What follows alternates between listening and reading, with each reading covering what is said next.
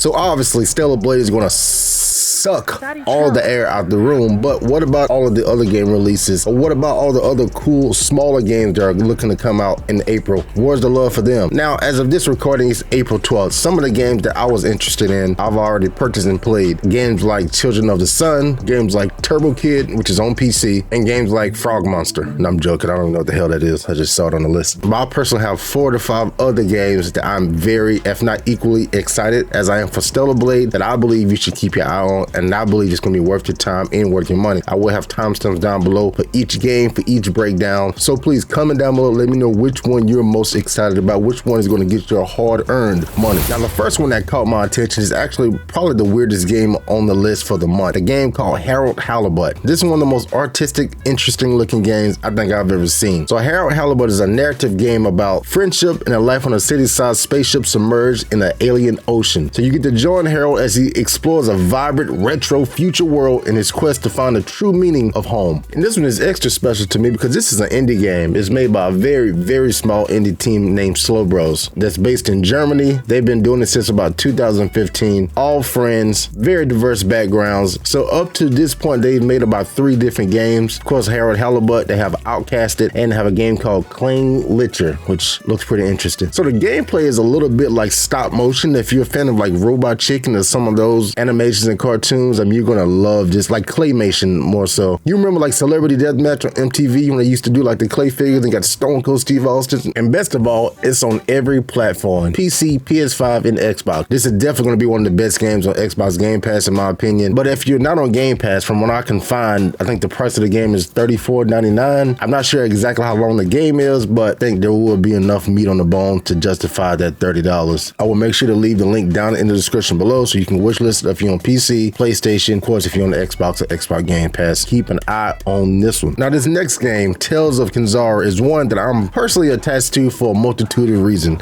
Off the rip, one, I'm an EA creator, so that don't really mean much, but I just want to let you know so it's not like I'm low-key trying to be a shill. Number 2, if you watched the Game Awards 2023, you know bro came out, everyone thought he was having an awkward moment. Next thing you know, it was the best moment of the night in my opinion. He started talking about how his dad passed away, he wanted to make a game to honor his father, and looks fantastic. So in number 3, and a lot of you may get mad when I say this, he's black. Yeah, I know. Oh my God. Yeah. Fuck all that. Listen, it's not many black folk in the gaming business, or at least compared to, you know, other races and minorities. So at least for me, I can count on 2 hands like black game creators that I personally like know. For me, it's fucking cool, man. You know, so just on that alone, I'm hyped and I'm interested for the game. But don't get it twisted. Just because you black don't mean I'm gonna support your shit, aka Parrish Lily, wilding the fuck out. Anyway, but this one right here is off the rip. This is on every platform. I mean PlayStation 5, Nintendo Switch, PC, Xbox Series X, Xbox Series S. It's on PlayStation Plus, which in my opinion we haven't got a lot of value out of PlayStation Plus compared to Xbox over the last few years, at least since it was announced. But this month in particular, I think we getting the bang for the buck. Tales of Kenzera is an upcoming Metroidvania video game developed by Surge Studios and published by EA under the EA original label. Say what you want about EA, which I know you do.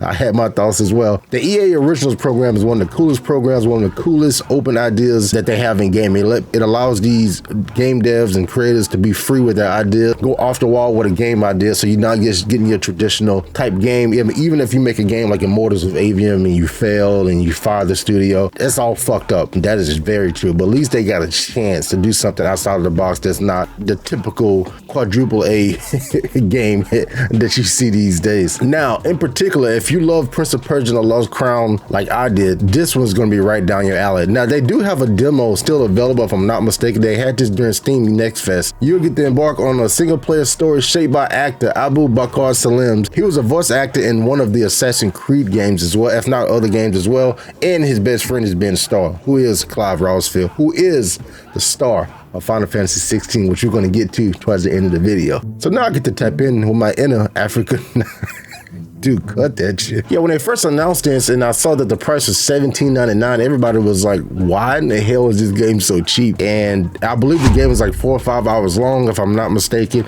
But the creator, Salim, he was just saying that he wanted to make a game that was affordable for everyone. He didn't want to price everybody out the ass, pause, unpause, whatever. And he just thought this would be a very fair, reasonable price to make this game. And being published by EA, them letting him sling that price is fantastic, which is probably why they ended up getting this shit on PlayStation Plus. They need to break that, they need to make that bread back. But nonetheless, it's good for me and you because we get the game at a low price, and I think this is one you definitely should check out. Again, the demo is available right now. You still can go play it if you're still on the fence about it. But if you like Metroidvanias, if you like Prince of Persia, this one is going to be a slam dunk for you, no doubt about it, brother. 3 other smaller things, at least for me, that I wanted to mention. One, they have Sea of Thieves coming to PlayStation 5 on April 30th, and they're going to have a grandiose, big update, when I believe that update is going to be all across the board, no matter which platform you're playing it on, but in particular, it's coming to PlayStation 5. Another release coming out this month that also has a demo out right now is Sandland, by the late great Akira Toriyama. That was his last work after finishing up Dragon Ball Z or Dragon Ball. I played this one myself. I wasn't too crazy about it. I mean, the game is not a bad game by any stretch of the imagination. I guess I just wasn't ready for that art style or that style of game, but this is one that I definitely pick up later. Probably when they hit a heavy discount, but again, right now the demo is still available, and I believe that's one you should definitely check out. And of course, they have Dave the Diver that's coming to PlayStation next week as well. This is one that was in the light of heavy criticisms and controversy last year whenever it was nominated for the Indie Game of the Year, that a lot of people felt that wasn't just. But nonetheless, the game in itself has proven to be a banger.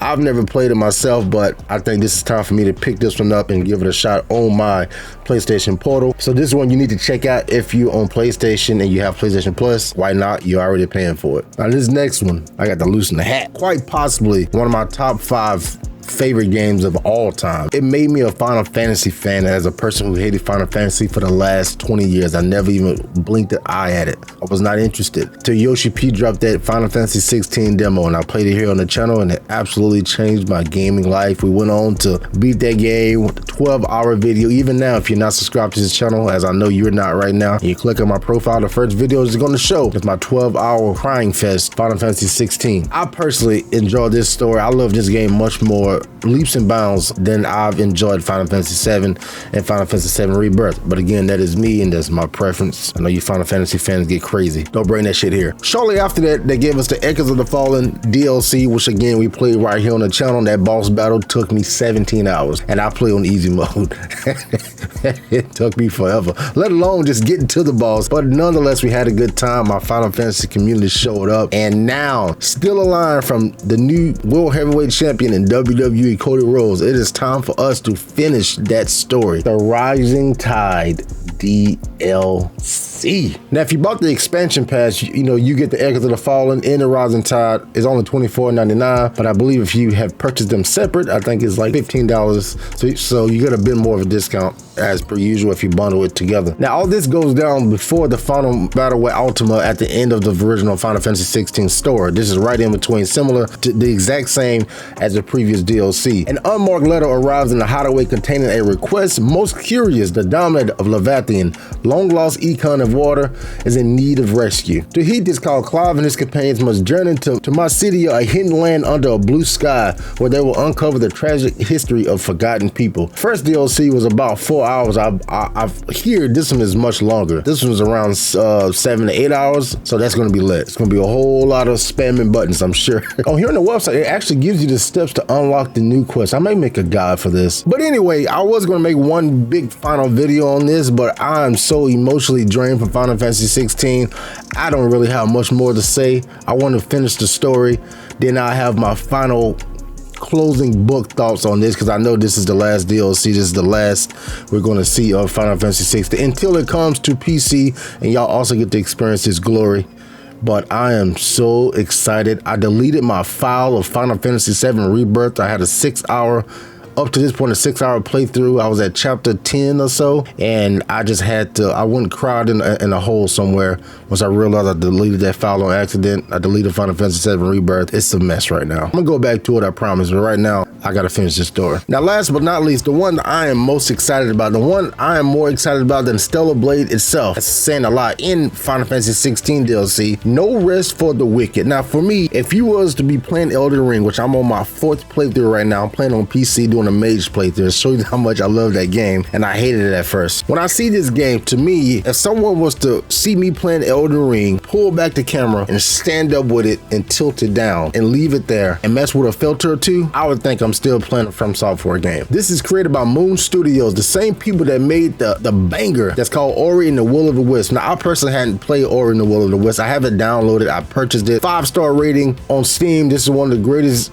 games for some people of all time. So, and that was released in 2020, came out to critical acclaim. I remember listening to Skill Up gush about it, pause, and that initially caught my interest. It's still on sale right now for $29.99. And a few weeks ago, they released gameplay and they let certain creators and game journalists play this game on their channel and give their first impression reviews, and it looked just as amazing, just as difficult, just as weird as I hoped it would be. The character creations, from the art style, from the boss battles, from the rain, it's just, this is my shit. This is the type of game, this is almost everything that I love in a video game right now. You know, the Souls-like feel, the music, the vibe, the punishing. I mean, I just beat Lies of Peace, so I am on this painful journey of satisfaction. It's hard to play other games right now that don't give me that fucking kick in the dick that make me realize, hey, you need to beat this. Like, it's so addicting. If you play Souls games and you're kind of getting into it, you know what I'm talking about. So this is one I'm looking for suffering. I'm looking for suffering. I'm looking to see where the story goes. Now, this is still in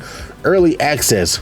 I never really understood what early access means. I think it's like a business term, but hey, if they're releasing the game, they putting their price on, they got expansion packs, to me, the whole fucking game is out. It is also available on PlayStation 5, Xbox Series X, and S, and it's on PC. I love that. I love when everybody get included. I love when everyone gets to play a game. This month is April, is one of the most diverse months in gaming, in my opinion. There is, between Stellar Blade, which I know the majority of people are going to be playing, No Rest for the Wicked, Final Fantasy 16 DLC, Dave the Diver, Sea of Thieves, Tales of Zal, Sandland, any other games in between that I may have missed. There is something for everybody that's pretty affordable, most importantly, no matter if you're on Game Pass, if you're on PlayStation Plus catalog, if you're using Steam, the Epic Game Stores, whatever you're playing on Nintendo Switch, there's something for everyone this month.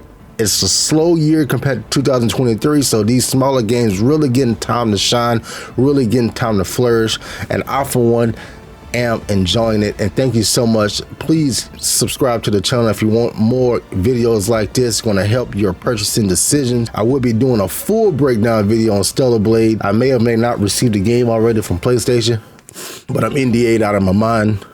But if you played the demo, if you watched me play the demo, you know it's a banger that you want to bang. Man, get the fuck out. To thank everybody and say that I think I want to nominate this award to my Reformed Orthodox Rabbi Bill Clinton.